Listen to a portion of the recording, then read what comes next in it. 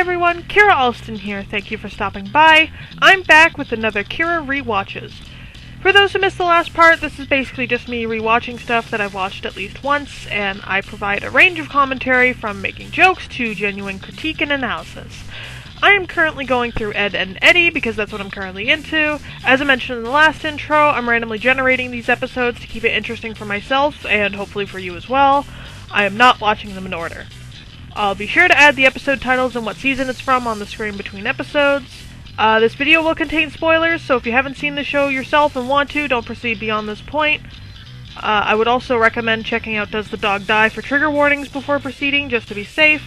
Does the Dog Die isn't a catch-all, so I will be adding any additional warnings as I see fit, assuming they're not on Does the Dog Die already, so please check that out before proceeding. I don't have anything else I need to cover in this intro that I didn't cover in the first part already, so let's just get right into the rewatch. I'd like to run a preliminary test first. Test the petting zoo! Hang on to your eyebrow, Ed. Oh, pet me now! The soil speaks to me. It tells me, Ralph, the Mocky boys are 50 paces towards the sun, cooking beets. All right, follow me! I like that Kevin just goes with it. He's like, I trust Rolf. He's my friend. He's a little eccentric, but he's telling the truth. At least what he thinks is the truth. I think the funniest part about this is that they legitimately could have just left this lie alone. They didn't have to do all of this. They literally could have just had everyone was just looking and everyone was just kind of, doing whatever. And now they're like, it's just so funny. They're like, this is the perfect opportunity to just fuck with them. This is the opportunity to just screw with their heads right now, and we're gonna take that, even though it's going to ultimately be at our own detriment. They can't resist the urge to commit chaos, even if it's inevitably going to lead to them getting in trouble. This'll totally throw Kevin off our back. He was already off your back, Eddy. He wasn't coming back. He wasn't coming back to ask you anything about it. You didn't need to do this. Come on, Rolf. How much longer? I do appreciate how in some episodes it's Sarah that sees through all the bullshit.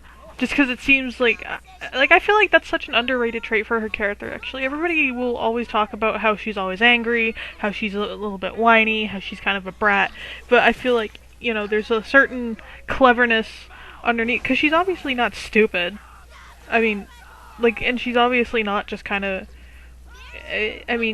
we see her hot-temperedness the most, but she's obviously, clever, as we can see here. I mean, we know she's a little bit manipulative. She always uses tattletaling on Ed's mom, Ed and hers mom, to get what she wants. So, I mean, I don't know. I like Sarah. I know a lot of people don't, and I don't understand why, because I like her a lot. It's so funny how Double D's like, oh, if we only told the truth, all of this could have been avoided, and it's like, I think Kevin would have still beaten one of you up. Like, I'm sorry, Double D. I'm really sorry. I think he really would have just still kicked your asses. I don't think telling the truth would have helped at all. I mean, obviously this is a kid's show, it needs to have a moral, and it needs to be under the assumption that Kevin just would have been cool if they admitted that it was an accident. But, I mean, I really don't think, Kevin would have been cool with it, because he's not usually cool with anything they do, for good reason. That's an interesting little detail I never noticed before. So, Ed and Double D's full names are canonically both Edward, but Double D's, as far as I'm aware, has always been spelled with 2 D's. Yeah, no, I never noticed it was spelled with 1 D here. That's very interesting to me. Huh? And that is how to save a helpless kitty from a tree. Eddy confirmed to be a cat. Is it fun yet? Kinda frilly, ain't it? You can't just lie in it like normal people. Also, I never realized that Ed and Eddy are backwards. That's actually really funny. I gotta appreciate Ed here. Honestly, this is just a look for him. Trimming shears are important for this. It looks like the head of the monster from I Was a Teenage Appetizer from Planet Sushi, The Second Coming. No shears for you, Potato Ed boy. I like how that one sentence is enough to make Rolf go like, okay, shouldn't hand you sharp objects. Alright. Next badge. Escorting the elderly across the street should be as easy as combing Papa's back hair. I'm into easy. I'm into easy, he says, meanwhile they just finished fucking up the hammock. Let's put it into high gear. Now we're talking. Is it ready? This is why he's not allowed to use a microwave. Look, Rolf, please, give us one more chance. Please. Yes, one more chance now. Let me finish my beat. Rolf's just like, yeah, fine, whatever, dude, shut the fuck up. I'm trying to eat my beat. Baby want his bottle? Shut up, Sarah!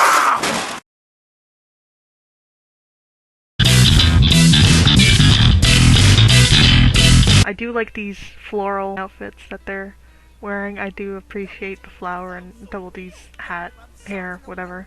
I mean, the only thing I can really say about this episode is, oh, Ed is serving looks here.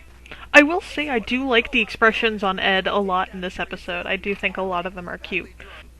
Actually, I will say, okay, so there's like this common, very, very common misconception that Ed, is just like, always loyal, just so, like, completely thoughtlessly loyal to Eddy. And I feel like this episode is actually a good proof that he's not, really. I mean, okay, you could argue, like, oh, well, he's being loyal to Sarah, so, you know, maybe that's not really, like, a good example or whatever. We see several times, like, he's completely capable of standing up for himself and doing his own thing if he wants to. I think he just chooses to because he's good like that. But, I mean, if we're just focusing specifically on the false idea that he's just, like, always loyal to Eddy no matter what, I feel like this episode kind of disproves that, because here he, like, I'm watching the part where, like, Eddy's trying to convince him to give him the money, and then Ed just straight up says no. Like, he's like, no, I'm not going to do that. And I know later in the episode, Ed buys the Jawbreakers anyway, but I mean, I don't think it's out of any sense to be loyal to Eddy per se. I think he just does that because he's 12 and wants Jawbreakers. I do think the bottom line is, here, Ed is definitely displaying an example of how, wow, big surprise, he actually does have his own thoughts and feelings and autonomy and can make decisions for himself and doesn't always follow what Eddy wants him to do. Anyway. Apart from Ed's deplorable sentence structure, I'm proud of his devotion to his younger sister. Aren't you, Eddy? Eddy's probably just like, I can't relate.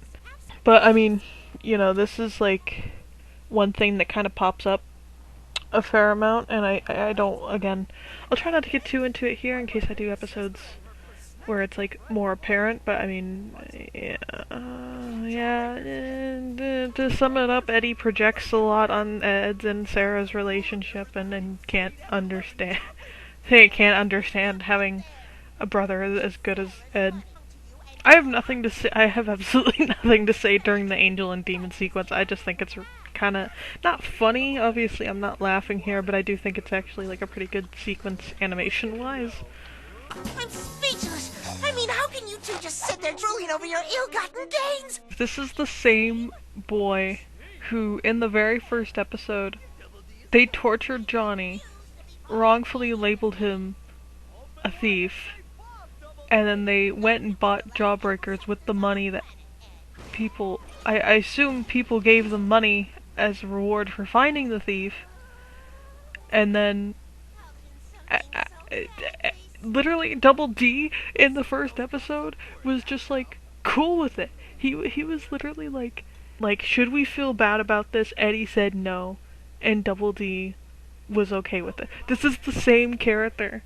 I'm just saying I'm not like dumping on the gradual transition. I just think it's really funny. You can't even act like this is that much different. I mean, yeah, spending somebody else's allowance money maybe just hits a little bit different. But also, you literally tortured somebody for Jawbreakers, eventually resulted in getting Jawbreakers, and they were just like okay with it. But anyway. What's with me? Self-abomination, Eddie! Ed was entrusted with the task and I became embroiled in the breach of that trust. My hands are contaminated by the filth and chicanery. Oh, what dastardly deed have we sowed? Who writes this guy's stuff? Okay, this is another like cute Ed and Double D moment that you don't get as often. Step right up, folks! Your dream come true! Give a wedgie just 25 cents! Wedgies? Hike 'em high while they're still dry! The fact that Kevin just grabs his fucking underwear. Oh god.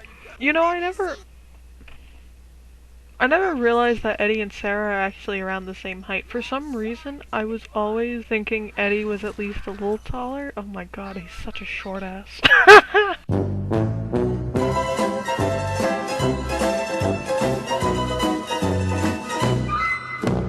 Bravo! Well done, Eddie. You've convinced me. Your skill and expertise in mundane, misleading, and moth-ridden carnival games makes me want to throw caution to the wind and give you all my money. You're making fun of me, aren't you? Monster! I mean, to be fair, this would be like... I mean, I guess if nothing works, then it doesn't matter. But I mean, I would just be impressed that they managed to build all this shit. Oh yeah, I remember he fucking attacks Eddy. I told you about Ed's overactive imagination. Whose idea was this, Double D? Why are you blaming this on Eddie? You were the one that suggested it. You're the one who dressed him up! Okay, Eddie and I are on the same brain cell. Yeah, right. And I'm the king of Siam. And Rolf is the head of cabbage. I like that Rolf and Kevin are having like a good old time. We're playing off of each other. Ouch! Johnny!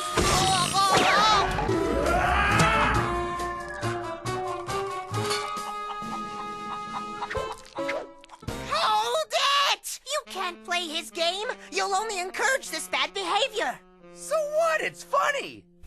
Wait, hold on, what does this say? Does this say Boss Man's butt? Wait, hold on. Oh, best, okay. That was Kira Rewatches Ed, Ed, and Eddy Part 2. I hope you guys enjoyed it. I do have more Ed, Ed, and Eddy rewatches planned, so if you've been liking it so far, there's more to come. I know that I've been having fun recording these and rambling about this show, so I certainly hope that you guys have been having fun as well. Anyway, that's about it for this part, so thanks again for stopping by, and stay tuned for more videos in the future. Later!